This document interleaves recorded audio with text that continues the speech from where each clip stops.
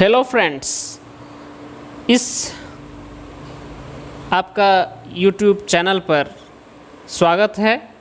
आज मैं आपके लिए बीए पार्ट 2 ज्योग्राफी ऑनर्स का यूनिट 2 जो पेपर 3 का है से एक टॉपिक लेकर के आया हूँ जो बहुत ही महत्वपूर्ण टॉपिक है। यह टॉपिक है भारत का कृषि जलवायु क्षेत्र, agro climatic regions of India. आप यहाँ देख रहे हैं कि कृषि और जलवायु क्षेत्र 3 चीज़ है, कृषि, जलवायु और क्षेत्र। तो किसी भी जगह का, किसी भी स्थान का, किसी भी प्रदेश का, धरातल का कोई भी भाग ऐसा नहीं है जो कि जलवायु से प्रभावित नहीं होता है।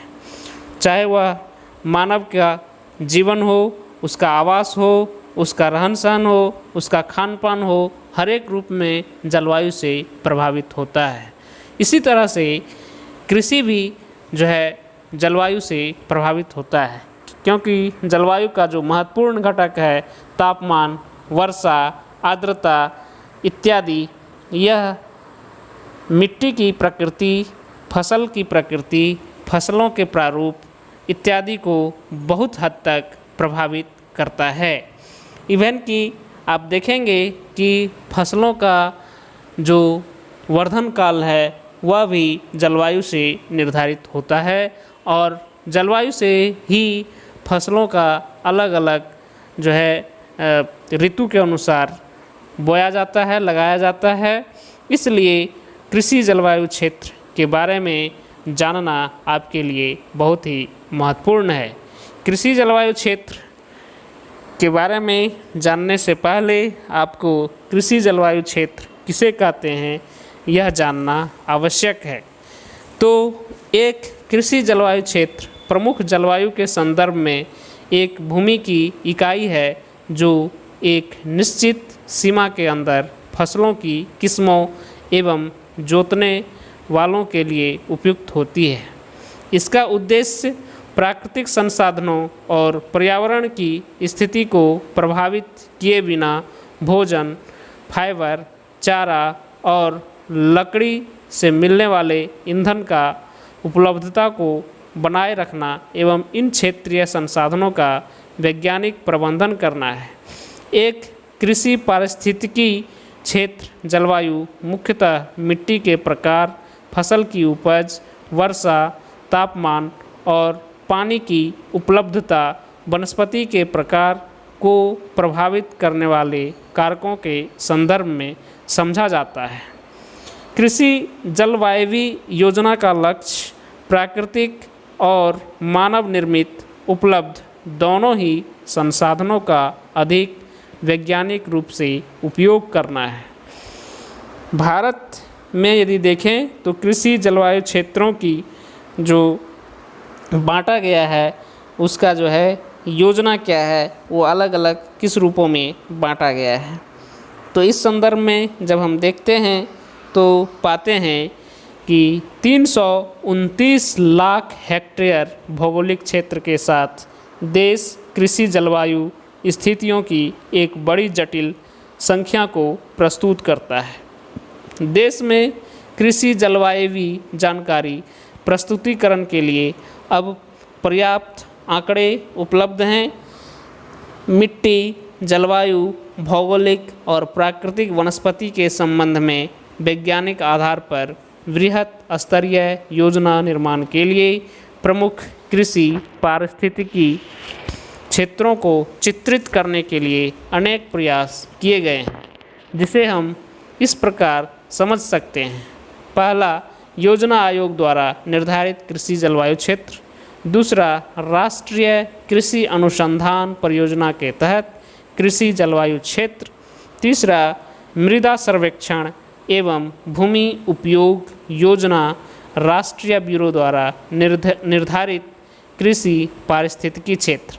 तो ये 3 जो है अलग अलग एजेंसी जो है, संस्थाएं जो है, यह कृषि जलवायु क्षेत्र को बांटने का प्रयास किया है। तो चलिए अब देखें कि राष्ट्रीय कृषि अनुसंधान परियोजना यह किस रूप में जो है कृषि जलवायु क्षेत्र को बांटने का प्रयास किया है। तो राष्ट्रीय कृषि अनुसंधान परियोजना के अंतर्गत भारत के कृषि जलवायु क्षेत्रों का चित्रण करें तो यह बात उभर कर सामने आती है कि वर्तमान में स्थल विशिष्ट अनुसंधान विकसित करने तथा कृषि उत्पादन बढ़ाने के लिए नीतियों के विकास के उद्देश्य से कृषि जलवायु क्षेत्रों की पहचान को उचित प्रेरणा मिली है। अधिक सही कृषि गतिविधियों की योजनाओं के उद्देश्य से प्रत्येक क्षेत्र योजना आयोग द्वारा प्रस्तावित 15 संसाधन विकास क्षेत्र को NARP यानी कि राष्ट्रीय कृषि अनुसंधान परियोजना अंतर्गत मृदा, जलवायु यानी तापमान, वर्षा और अन्य कृषि मौसम विज्ञान अभिलक्षणों के आधार पर उप क्षेत्रों में बांटा गया है। प्रत्येक राज्य के बृहत अनुसंधान समीक्षा पर आधारित NARP अंतर्गत NARP मतलब राष्ट्रीय कृषि अनुसंधान योजना अंतर्गत भारत में कुल 127 कृषि जलवायु क्षेत्र पहचाने गए हैं। क्षेत्रीय परिसीमाएं चित्रित करते समय प्रत्येक राज्य के भू आकृतिक मंडलों, उसकी वर्षा पद्धति, मृदा प्रकार, सिंचाई जल की उपलब्धता, वर्तमान शस्य पद्धति तथा प्रशासनिक एककों को इस प्रकार विचार स्वरूप लिया गया है कि क्षेत्रों में प्राचालों यानी वेरिएबल्स पर थोड़ी सी ही भिन्नता हो। NARP के क्षेत्रीय परिसीमा का चित्रण अधिकतया जिलों तथा कुछ मामलों में तालुका, तहसीलों या उपमंडलों के रूप में भी पर्याप्त विचारार्थ लिया गया है। अब है योजना आयोग द्वारा दिए गए कृषि जलवायु क्षेत्र। तो 7वीं योजना के नियोजन लक्ष्यों की मध्यावधि समीक्षा का एक परिणाम के रूप में योजना आयोग ने प्राकृतिक भूगोल, मिट्टी, भूवैज्ञानिक संरचना, सिंचाई का विकास और कृषि के लिए खनिज संसाधनों की योजना, जलवायु प्रारूप, भविष्य की रणनीति के विकास के लिए एवं फसल के आधार पर देश को 15 व्यापक कृषि जलवायु क्षेत्रों में विभाजित किया है। 14 क्षेत्रों मुख्य भूमि से संबंधित थे और शेष एक बंगाल की खाड़ी और अरब सागर के द्वीप में थे। इसका अब ये जो 14 और 15 क्षेत्र है, इसका नाम थोड़ा सा मैं गिना देता हूँ आपको। इसमें आता है आपका पहला है वेस्टर्न हिमालय, पश्चिमी हिमालय, दूसरा है ईस्टर्न हिमालय, पूर्वी हिमालय, तीसरा है लोअर गंगेटिक प्लेन, निम्न गंगा का मैदान, चौथा है मिडिल गंगेटिक प्लेन, मध्य गंगा का मैदान, पांचवा है अपर गंगेटिक प्लेन, ऊपरी गंगा का मैदान और छठा है ट्रांस गंगेटिक प्लेन यानी गंगा के पार के जो है वो गंगा मैदान, और सातवां है ईस्टर्न प्लेट्यू एंड हिल्स यानी पूर्वी पठार एवं पहाड़ी। आठवां है सेंट्रल प्लेटो एंड हिल्स, मध्यवर्ती पठार एवं पहाड़ी। नवा है वेस्टर्न प्लेटो एंड हिल्स, पश्चिमी पठार एवं पहाड़ी। 10वां है सॉर्दर्न प्लेटो एंड हिल्स, दक्षिणी पठार एवं पहाड़ी। 11वां है east coast plains and hills यानी कि पूर्वी तटीय मैदान एवं पहाड़ी। 12वां है west coast plains and hills, पश्चिमी तट का मैदान एवं पहाड़ी।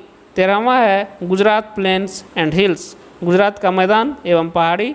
14वां है वेस्टर्न ड्राई रीजन, पश्चिमी शुष्क प्रदेश या क्षेत्र। 15वां है आइलैंड्स, जो मैं आपको बताया कि अरब सागर और बंगाल की खाड़ी में द्वीप के रूप में अवस्थित है। तो ये आपने देखा कि 15 जो है क्लाइमेटिक जो रीजन है, एग्रो क्लाइमेटिक रीजन, इस रूप में योजना आयोग ने बांटा है। अब है इसका जो मुख्य उद्देश्य था, तकनीकी कृषि जलवायु बातों पर आधारित नीति का विकास कर राज्य और राष्ट्रीय योजनाओं के साथ कृषि जलवायु क्षेत्रों को एकीकृत करने के लिए किया गया था। कृषि जलवायु क्षेत्रीय योजना में आगे कृषि पारिस्थितिकी मापदंडों के आधार पर इन क्षेत्रों का क्षेत्रीय विभाजन संभव हो पाया। अब आइए मृदा सर्वेक्षण एवं भूमि उपयोग योजना राष्ट्रीय ब्यूरो द्वारा निर्धारित कृषि पारिस्थितिकी क्षेत्रों NBSS और लूप के द्वारा जो दिया गया है वर्गीकरण, उसकी भी चर्चा करूं। यानी मृदा सर्वेक्षण एवं भूमि उपयोग योजना राष्ट्रीय ब्यूरो द्वारा जो वर्गीकरण किया गया है कृषि जलवायु क्षेत्र का, उसका भी चर्चा करना उचित समझता हूं। तो मृदा सर्वेक्षण एवं भूमि उपयोग योजना राष्ट्रीय ब्यूरो द्वारा निर्धारित कृषि पारिस्थितिकी तंत्र प्रभावी वर्षा मिट्टी समूह जिले की सीमाओं को समायोजित कर क्षेत्रों की एक न्यूनतम संख्या के साथ चित्रित कर 20 कृषि जलवायु क्षेत्रों के साथ सामने आया। बाद में सभी 20 कृषि जलवायु जोन्स को क्षेत्र को 60 उप क्षेत्रों में बांटा गया।